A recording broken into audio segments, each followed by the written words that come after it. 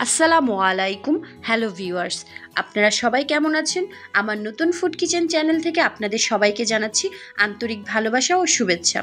আজকে আমি আপনাদের জন্য নিয়ে এসেছি নতুন একটা রেসিপিটা হচ্ছে খেজুরের বরফি। আশা করি এই খেজুরের বরফি রেসিপিটা আপনাদের কাছে অনেক ভালো লাগবে। ভিউয়ার্স, এই খেজুরের বরফিটা ছোট বাচ্চা থেকে শুরু করে বড়রাও খেতে পারবেন, কারণ এটি স্বাস্থ্যসম্মত ও সুস্বাদু, এবং যারা ডায়েট করছেন তারাও এই খেজুরের বরফিটা খেতে পারবেন। তাছাড়া অফিসেও ছোট ছোট ক্ষুধা নিবারণের জন্য এই খেজুরের বরফি অনেক কার্যকরী এবং কাজেও প্রচুর এনার্জি দেয়। এতে আছে ক্যালসিয়াম, ভিটামিন, মিনারেল, প্রোটিন এবং ফাইবার। এটি অত্যন্ত সুস্বাদু একটি ড্রাই ফুড, যা বাসায় অনেক দিন পর্যন্ত সংরক্ষণ করে রাখা যায়। তো ভিউয়ার্স, কথা না বাড়িয়ে শুরু করছি আজকের রেসিপি খেজুরের বরফি বা বার। এখানে আমি খেজুরের বরফি তৈরি করতে নিয়েছি 500 গ্রাম খেজুর, নিয়েছি সাদা তিল, নিয়েছি বেশ কয়েক প্রকারের বাদাম, কাঠবাদাম, কাজু বাদাম, যে সব রকমের বাদাম আছে, এবং আমি এখানে আরও কিছু নিয়েছি ড্রাই ফ্রুট। চুলায় আমি একটা প্যান বসিয়েছি। এখন আমি এখানে 1 টেবিল চামচ ঘি দিয়ে দিলাম। ঘিটা গরম হয়ে এলে আমি কেটে রাখা বাদামগুলো ভেজে নেব। ঘিটা গরম হয়ে এসেছে, এখন আমি বাদামগুলো ঘিয়ের মধ্যে ছেড়ে দিয়ে ভালো করে ভেজে নেব নেড়ে চেড়ে। আমি সবগুলো ড্রাই ফ্রুট একসাথে মিক্স করে ভালো করে ভেজে নিচ্ছি কিছুক্ষণ।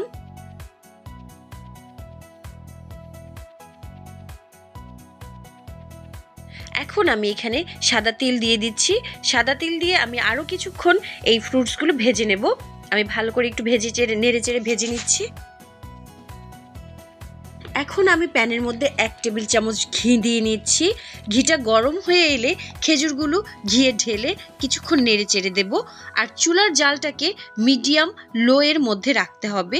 এখন আমি ভালো করে খেজুরটাকে নেড়ে চেড়ে খেজুরের মিশ্রণ করে নেব।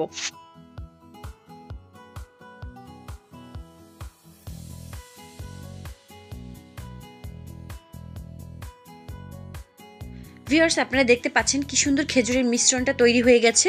এখন আমি এতে দিয়ে দেব যেই ড্রাই ফ্রুটসগুলো ভেজে রেখেছিলাম ওগুলো। আমি ভালো করে ড্রাই ফ্রুটস দিয়ে আরও কিছুক্ষণ নেড়ে চেড়ে নেব। এবার এই উপকরণ খেজুরের সাথে ভালোভাবে মিশিয়ে নিতে হবে। এই খেজুরের মিশ্রণটাকে ভালোভাবে নেড়েচেড়ে ভেজে নিতে হবে। ভাজতে ভাজতে একটা পর্যায়ে দেখবেন এই খেজুরের মিশ্রণটা নাড়তে অনেক কষ্ট হচ্ছে, আঠালো হয়ে গেছে। তখন বুঝতে হবে যে এই খেজুরের মিশ্রণটা তৈরি হয়ে গেছে। তো ভিউয়ার্স, আমার এই খেজুরের মিশ্রণটা কিন্তু পুরোপুরি তৈরি হয়ে গেছে। এখন আমি এটা কিছুক্ষণের জন্য ঠান্ডা হতে দেব। একটা চপিং বোর্ডে আমি খেজুরের মিশ্রণটাকে সেট করে নেব। এবার আমি সেই খেজুরের মিশ্রণটাকে হাত দিয়ে চেপে চেপে রোলের মতো করে নেব। আর চপিং বোর্ডে যদি এই মিশ্রণটা লেগে যায়, সেক্ষেত্রে অল্প পরিমাণ ঘি বা বাটার ব্যবহার করতে পারেন।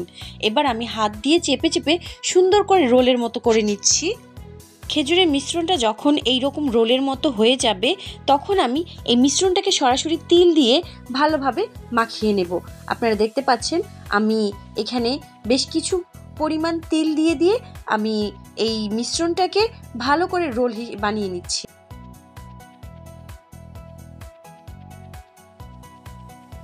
এবার আমি এই মিশ্রণটাকে একটা ফয়েল পেপারে মুড়িয়ে নেব। একটা ফয়েল পেপারে রোলটাকে বসিয়ে তারপর ঠিক এইভাবে ফল্ড করে করে দুপাশ থেকে মুড়িয়ে নিতে হবে। তারপর এই রোলটাকে ফ্রিজে সেট হওয়ার জন্য রেখে দিতে হবে। আমি এখানে 1 ঘন্টার জন্য এটাকে নর্মাল ফ্রিজে রেখে দেব। ফিরে আসছি 1 ঘন্টা পর। 1 ঘন্টা পর রোলটাকে বের করে নিয়ে আসছি। এটা কিন্তু ইতিমধ্যেই সেট হয়ে গেছে। আপনারা চাইলে আরও কিছুক্ষণ রেখে দিতে পারেন, তাহলে আরও ভালোভাবে সেট হয়ে যাবে। এবার আমি মুখের কাছ থেকে অল্প পরিমাণ করে কেটে নিচ্ছি। আপনারা দেখতে পাচ্ছেন যে আমি এটা স্লাইস করে এখন অল্প অল্প করে কেটে নেব। তো ভিউয়ার্স, আপনারা দেখতে পাচ্ছেন তৈরি হয়ে গেল অসাধারণ মজাদার খেজুরের বরফি। আমার এই খেজুরের বরফি রেসিপিটা আপনাদের কাছে কেমন লেগেছে অবশ্যই কমেন্ট করে জানাবেন।